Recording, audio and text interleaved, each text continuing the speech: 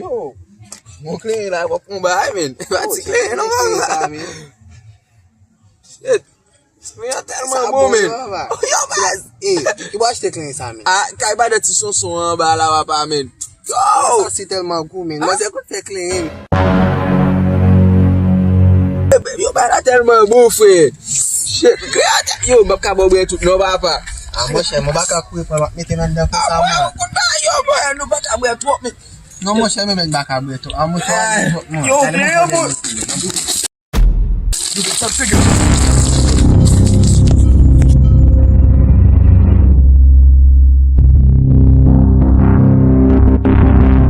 Amen. Oh! Shit! Ito fenge bouke la black amen. Yo!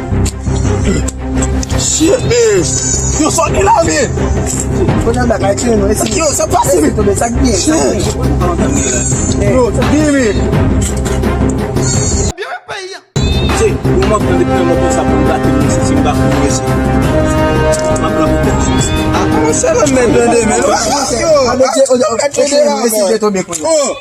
Mesi! On kleren von chen. E konen pa kon sa mwen pase a mopion sa, mesi.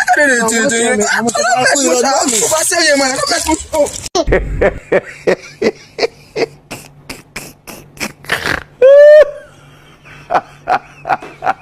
Hehehehe